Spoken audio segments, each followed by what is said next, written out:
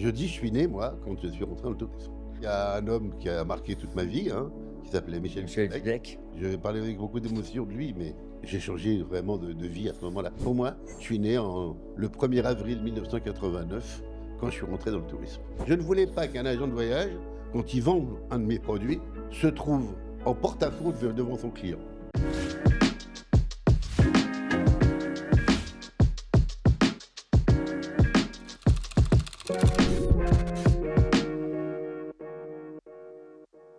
Bonjour à tous. Mon invité du jour n'a pas peur du mot risque. Il en a même fait un levier de progrès entre entrepreneuriat, tech, assurance voyage. Boris Rebenberg trace une voie originale. Président du comité stratégique de Explorassure, on se côtoie depuis plus de 30 ans dans le secteur du tourisme. Avec une priorité, la protection des voyageurs. Nous allons explorer son parcours en espérant qu'il assure. Mais je ne suis pas inquiet. Boris Rebenberg est notre invité aujourd'hui dans Classe Affaires. Bonjour Boris. Salut Bernard. Est-ce que tu te souviens la première fois quand on s'est rencontrés? Bien sûr, j'y ai pensé avant de venir. Oui, je me rappelle très bien, c'était dans les bureaux que j'occupais à l'époque, je dirigeais TMS Assistance.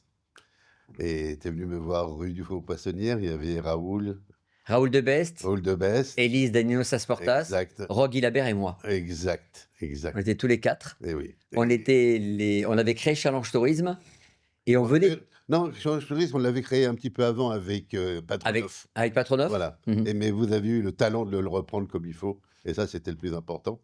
Et Donc, oui. on vient te voir Oui. et on te dit on veut organiser les universités du tourisme Mhm. et on n'a pas d'argent. Voilà. Et comme à l'époque, je pouvais être généreux avec l'argent des autres, en particulier, oui, j'ai dit OK. Et parce que c'était quelque chose qui nous tenait vraiment à cœur avec Alexis, de faire en sorte de donner à des jeunes la possibilité de s'exprimer dans ce métier. Parce que moi, je trouvais ça en manquait de beaucoup de jeunes. À cette Oui, époque-là. tu me parlais souvent des dinosaures du voyage. Hein. Oui, voilà, C'était ton expression. alors qui sont nécessaires.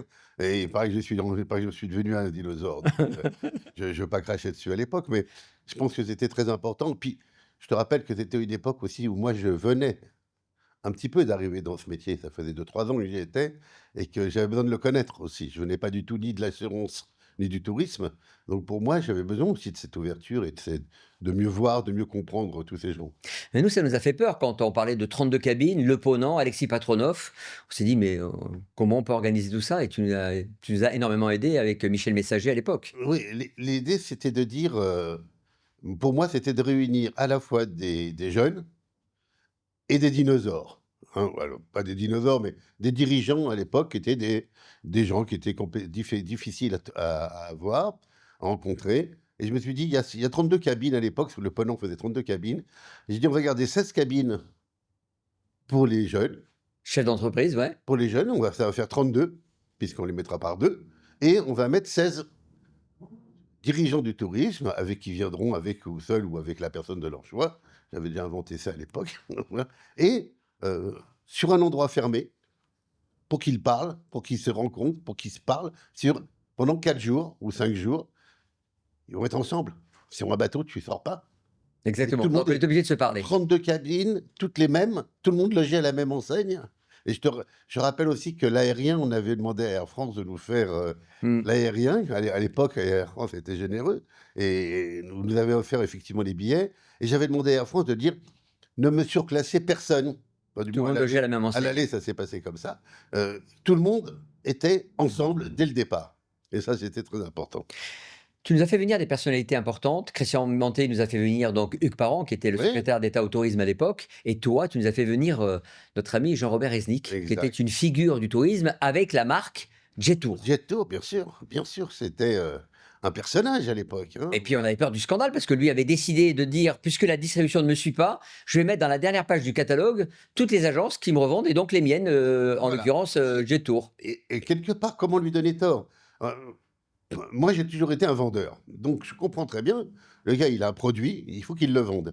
Après, les agences, elles le vendent. Si ceux qui sont avec lui. Et tu dois suivre un fournisseur où tu le suis à 100%, ou tu ne le suis pas. C'est aussi simple que ça. Et c'est un vendeur. Et pour moi, je comprenais très bien sa démarche. Et je voulais qu'il l'explique vraiment devant tout le monde, de manière claire. C'est ce qu'il a fait.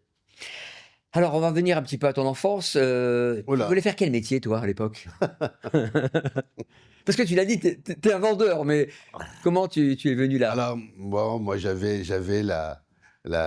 comme beaucoup d'enfants, enfin, j'ai jamais voulu être pompier ni garagiste, mais moi, je voulais être toubib. Voilà, c'était mon truc, j'avais pas j'étais pas assez bon élève pour pouvoir aller jusqu'à là. Tu veux pas te lancer dans P1 pendant une année de faire Non, tant de sacrifices?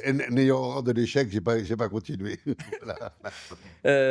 Est-ce que c'est là où tu t'es rendu compte que tu voulais entreprendre? À ce moment-là? Tu dis: «Bon, je peux pas faire de longues études, j'ai peur d'échouer». Non, parce que j'étais beaucoup trop jeune déjà à cette époque-là. À l'époque, moi, je te parle de ça, j'avais 13, 14 ans. Quand je D'accord. suis arrivé dans la vie active, j'avais 14 ans. Voilà. Mon premier métier, je l'ai fait, je distribuais des prospectus dans les boîtes aux lettres, en province. Voilà. C'était ça. Donc à 14 ans, bah, tu as pas les mêmes réflexions qu'aujourd'hui. Qu'est-ce que C'est tu as clair. retenu justement de cette expérience en mettant des prospectus dans les boîtes aux La lettres? liberté, la liberté, la liberté de dépendre de soi-même, vivre ta vie et décider de ta vie. Ça, c'est important. Le job sérieux que tu as, c'est à partir de quel âge et comment tu te fixes à cet objectif-là? Je dis que j'en ai fait plein des jobs, Ouais. beaucoup, plein. Celui qui t'a le plus marqué? Moi, c'est quand je rentre dans le tourisme, Oui. vraiment. Je dis, je suis né, moi, quand je suis rentré dans le tourisme. Donc là, tu rentres chez, TMS Je Assistance à rentre, il y l'époque? a un homme qui a marqué toute ma vie, hein, qui s'appelait Michel Michel Pilecki Fidek. et je vais parler avec beaucoup d'émotion de lui, mais je vais essayer de l'agrandir pour moi. Oui, qui m'a fait changer, j'ai changé vraiment de vie à ce moment-là. Je suis né, pour moi, je suis né le 1er avril 1989, quand je suis rentré dans le tourisme. Voilà. Et Et dans au le tourisme et dans l'assurance, je connaissais ni l'un ni l'autre, hein, faut le savoir. et aujourd'hui, son fils Arnaud Ah ouais. Oui, est Arnaud, est est ton Arnaud. «bras droit» entre guillemets et Ah ouais. et t'a suivi dans ta Plus que carrière? ça, c'est moi qui deviens maintenant, grâce à notre nouvelle dimension, c'est moi qui deviens, et ça c'est pour moi encore plus merveilleux, c'est moi qui deviens son numéro 2 ou 3 ou 4, mais peu importe. C'est ce qu'on appelle la Le ouais, principal, c'est qu'il soit numéro 1. Pour exactement. moi, Et c'est c'est ça. la transmission de flambeau et l'engagement Oui, que tu as pris vis-à-vis de son papa. voilà. Ça, c'est tout à ton honneur.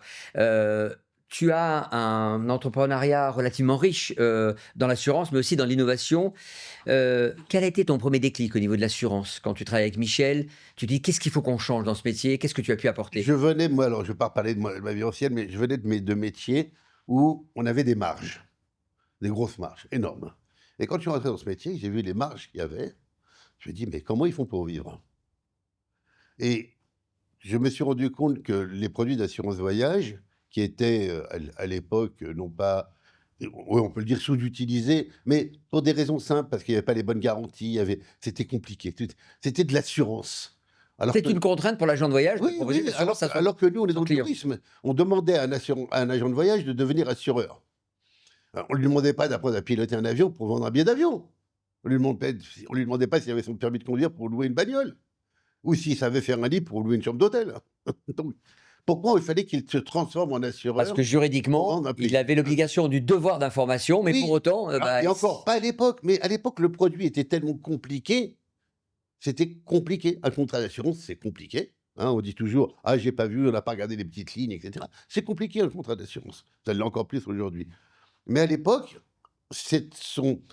la complication qu'il y avait, ces restrictions qu'il y avait, faisaient que c'était un produit emmerdant. Un produit dangereux, même presque, pour l'agent de voyage. Donc, pour moi, tout le vrai problème a été de le vulgariser, le produit. exactement, la De le démocratisation. vulgariser, de faire en sorte que, un, il y ait de vraies marges dessus, et deux, qu'il soit compréhensible pour l'agent de voyage. Je ne voulais pas qu'un agent de voyage, quand il vend un de mes produits, se trouve en porte-à-faux devant son client. Puis il y avait aussi cette notion de récompense. Moi, je l'ai connue quand j'étais distributeur avec toi.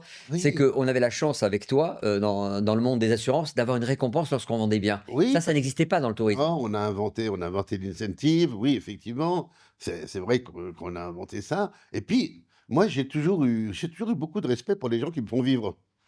Et donc, l'agent de voyage, moi, le patron d'une boîte, c'est bien, c'est lui qui a donné son accord pour qu'on me vende, mais celui qui me vend, c'est l'agent de voyage. Moi, je ne vends pas directement au consommateur. Il me faut donc un relais. Et ce relais, il faut qu'il me comprenne, qu'il m'aime, qu'il m'estime et qu'il pense à moi.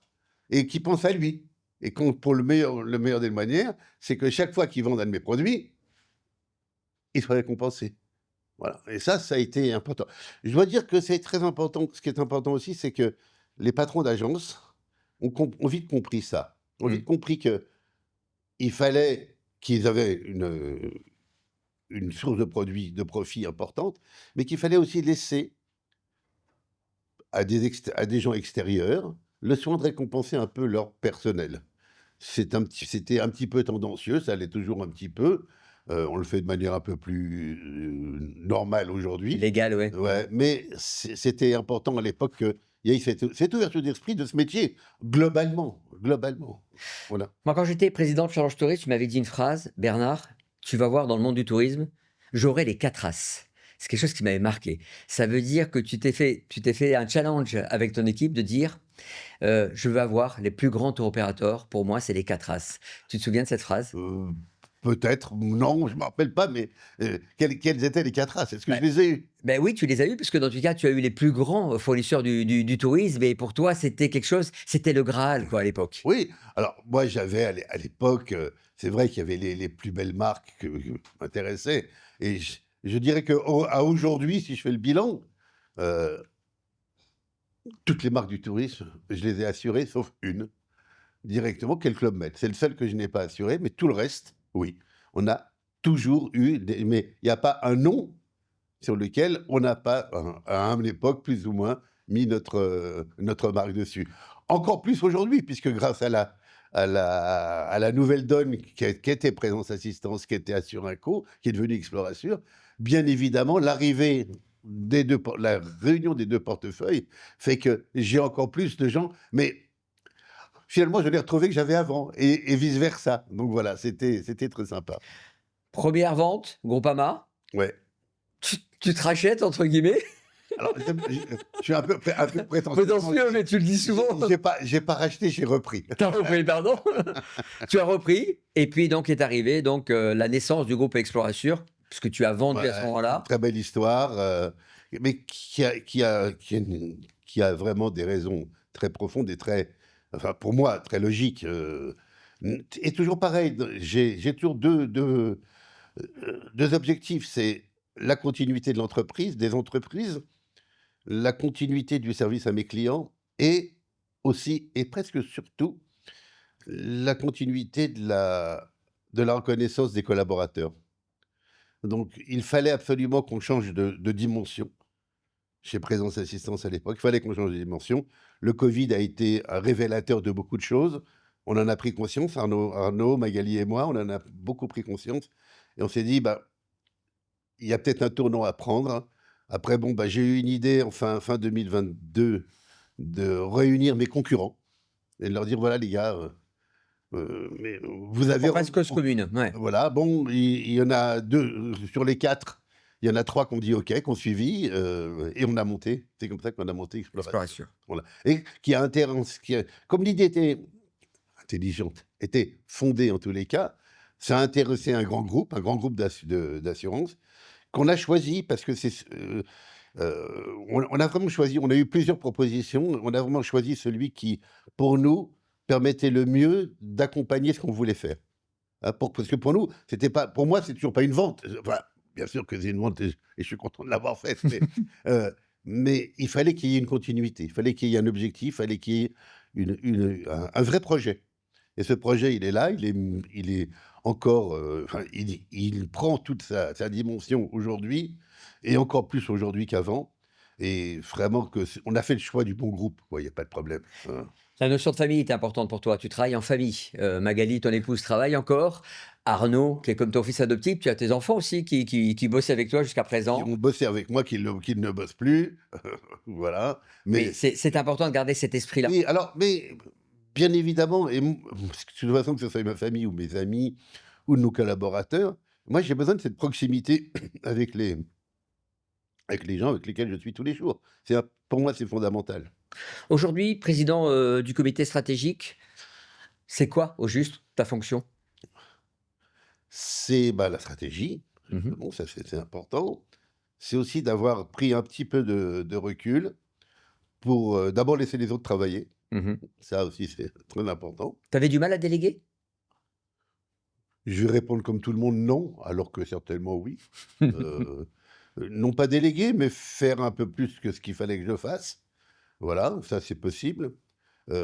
Mais aujourd'hui, aujourd'hui j'en fais beaucoup moins que j'en faisais avant et ça marche aussi bien, sinon mieux, donc c'est très bien, tant mieux.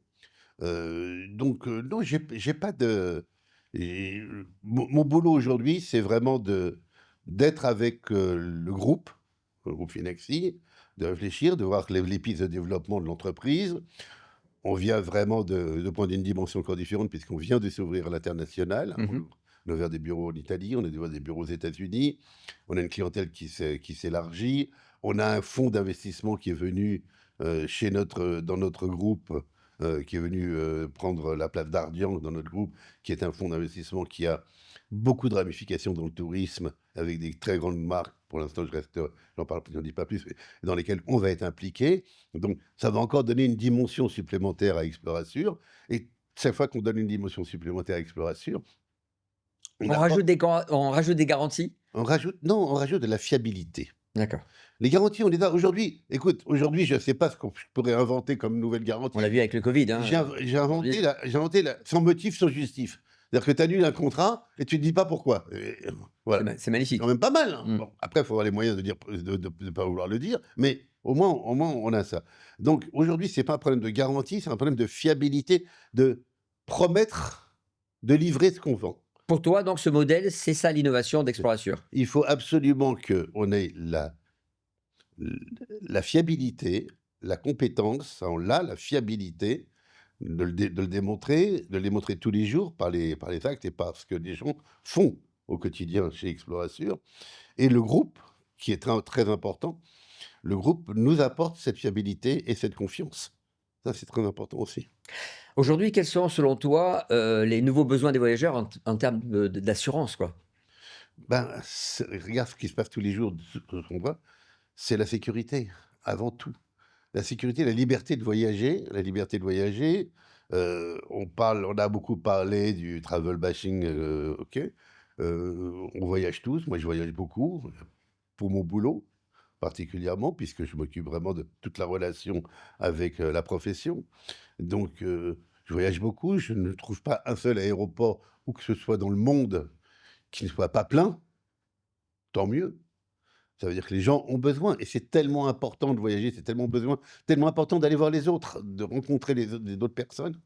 Il y a tellement de vérité chez les autres, d'ailleurs et aujourd'hui, ce que nous, on veut apporter aux voyageurs, c'est la sécurité et la liberté.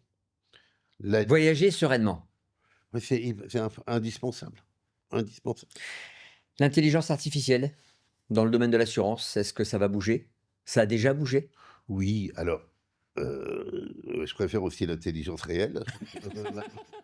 Mais elle existe, oui, c'est un outil.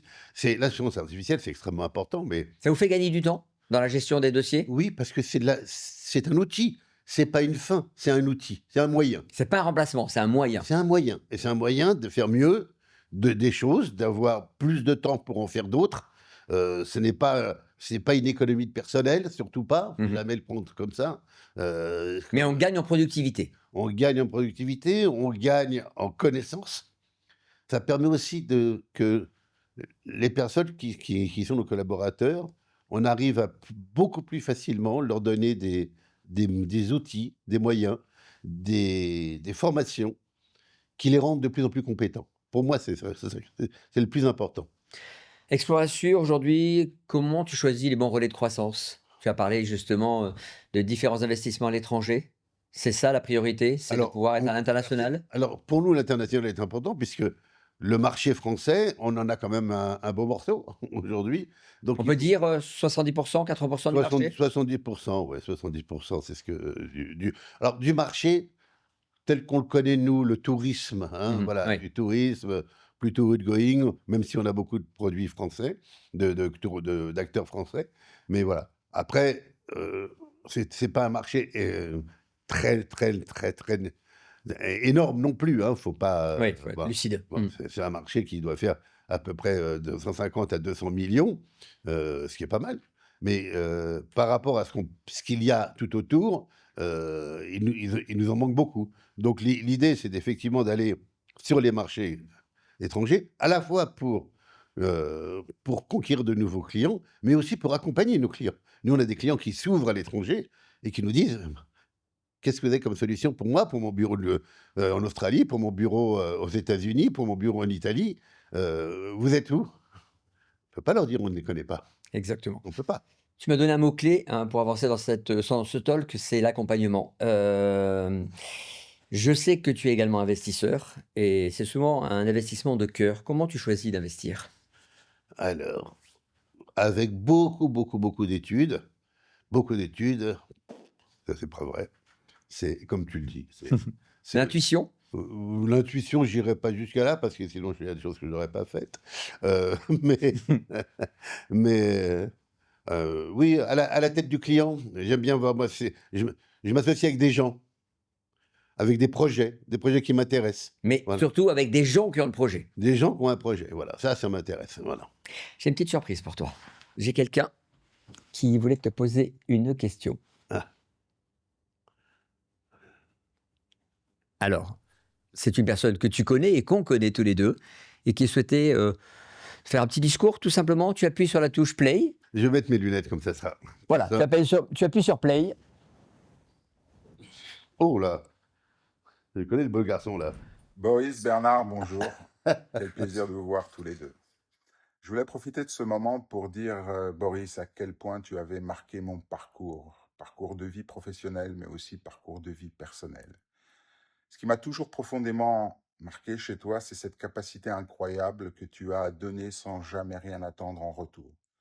Que ce soit un conseil, une mise en relation ou une main tendue quand c'était nécessaire. Finalement, tu es le mentor de beaucoup d'entre nous. Tu as cette faculté incroyable à éclairer notre route sans jamais éteindre notre propre chemin. Et je voulais profiter de ce moment pour te poser une question un peu plus intime. Je voulais savoir si toi aussi dans ta vie, tu avais eu un mentor qui t'avait inspiré, qui t'avait guidé ou qui t'avait orienté dans tes choix de vie. Je vous embrasse tous les deux. Voilà, quel moment d'émotion là, c'est vrai.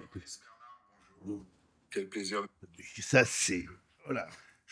Ouais, falloir que je m'en remette là un petit peu.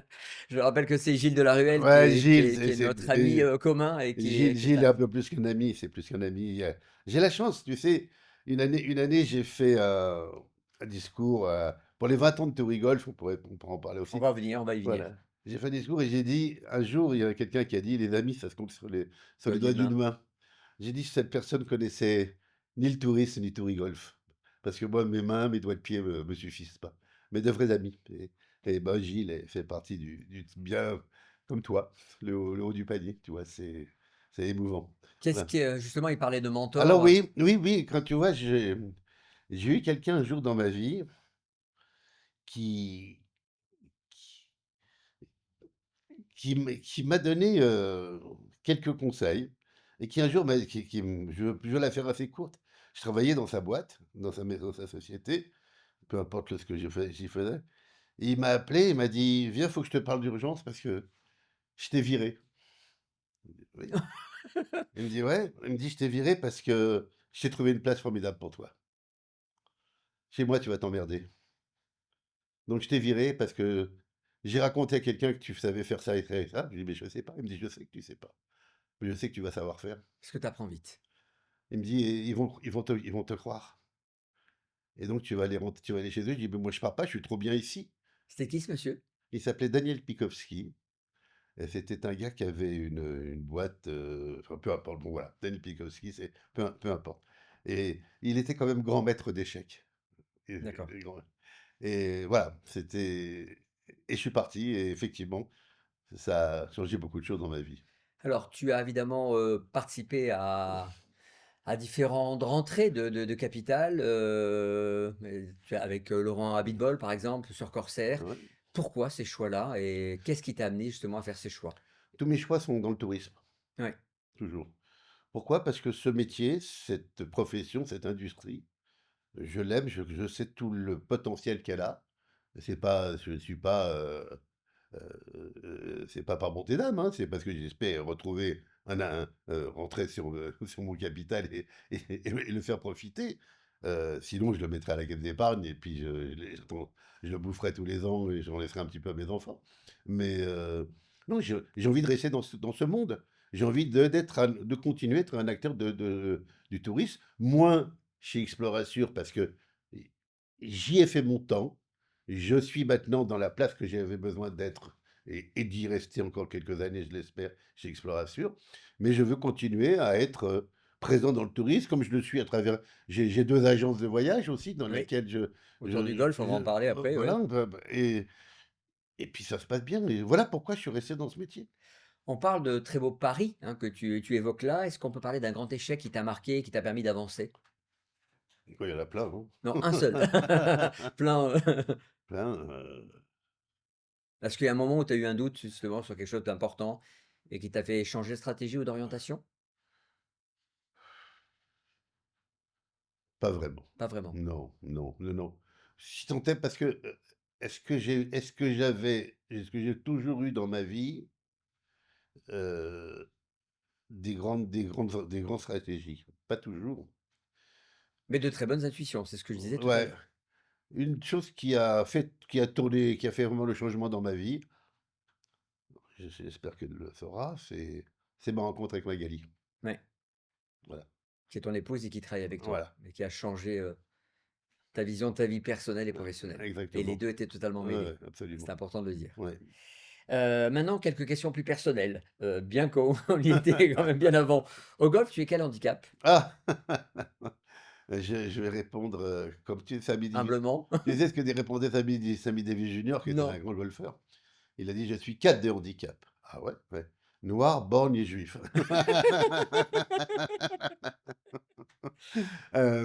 Petit, noir, borgne et juif, c'était le quatrième.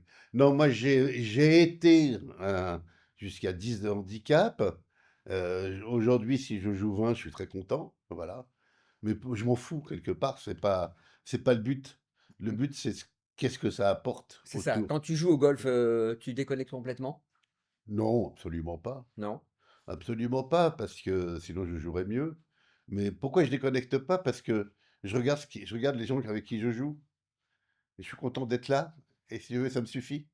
Le golf pour moi, c'est de la rencontre, c'est de la discussion. Je dis souvent ça avec Arnaud, je dis parce qu'avec Arnaud, on a créé Arnaud Wisbecq, hein, on parle toujours du même. Arnaud Mmh. Wiesbeck, on a créé ça avec quelques autres. Il y avait Nicolas Brumelot, Eric Tu parles de Térisol, Torigolf. de Torigolf. Et je dis toujours, c'est certainement une des meilleures affaires que j'ai faites, que j'ai créées, parce que le business que ça nous a rapporté, c'est exceptionnel. Exceptionnel. Et donc, aujourd'hui, je côtoie des gens tous les jours, enfin, quand je vais jouer, que des gens que j'aime, que des gens avec lesquels je suis bien. Et ça, c'est formidable. Je ne joue pas avec. C'est rare que je vais jouer. Je vais pas jouer tout seul avec des inconnus. Ça m'arrive un peu rarement, mais ça m'arrive. Mais sinon, je joue toujours avec des gens que je connais, avec lesquels c'est un vrai plaisir de jouer. J'ai une deuxième petite surprise pour toi Oula. et elle me concerne et je voulais t'offrir quelque chose. Heu, regarde, Allez, on va séance lunettes. séance lunettes et pourquoi j'écris ça? Parce que je voulais conclure là-dessus. Pour moi, avec tout le respect que je te dois et j'ai beaucoup d'émotions en l'évoquant, tu es ma légende. Ça veut dire que grâce à toi, j'ai réussi beaucoup de choses et et je te dois beaucoup Arrête. et et c'est important que tu le saches parce que j'ai jamais eu l'occasion de te le dire. J'ai quitté ce métier grâce à toi et je travaille dans ce métier aujourd'hui, dans les médias, grâce à toi, parce que tu m'as mis un coup de pied au cul et tu m'as dit: «C'est simple, ou tu deviens président de Selectour ou tu t'en vas, parce que tu as quelque chose de différent» et ça m'a vraiment touché et j'ai suivi ce que tu m'avais évoqué et c'est important que tu le saches parce que j'ai vendu mes agences de voyage, Jean Cartier grâce à toi, en faisant la rencontre de Philippe Taïeb et tu as toujours été ma référence et mon joli chemin. Bon, c'est à mon tour de pleurer ou pas? Non, pas du tout, pas du tout. Je voulais juste que tu saches ça. C'est Ah, important c'est que adorable. je te le Bah dise écoute, et je veux que tu gardes ce souvenir. je suis là, pour le garder, je vais jamais le jouer, hein. Comme ça, tu es sûr de ne pas la perdre. Voilà. Une dernière question, avant qu'on se quitte, ce qu'on appelle je vais te passer au scan. Je te demande de répondre en un seul mot, OK? Mer ou montagne? Mer, Ville ou campagne? campagne, Start-up ou grand groupe? start-up, Assurance ou aventure?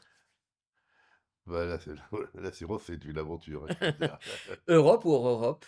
Hors Europe, Téléphone ou silence radio? téléphone, Si tu devais effectuer un dernier voyage, Maurice, je dis bien le dernier, tu irais où? sans hésiter dans le désert algérien. Pourquoi? Parce que ce sont des merveilleux souvenirs, c'est des moments d'exception, d'immensité, aussi de rencontres, que j'ai fait quand on faisait les trondes africaines à l'époque, où on était dans le désert algérien, c'est les plus beaux voyages que j'ai faits. Voilà, indiscutablement. Merci Boris d'avoir passé du temps, et Merci d'avoir partagé Bernard. ta vision, ton parcours et ton énergie. On repart avec une certitude avec toi et ça je dois te le dire. La meilleure assurance, c'est parfois d'avoir de bonnes personnes autour de soi. Ça a été mon cas et c'est la chance que j'ai eue avec toi. Et en ce qui vous concerne, vous pouvez détacher votre ceinture et reprendre votre activité. On se retrouve pour un prochain épisode de Classe Affaires. Salut Boris. Merci Bernard.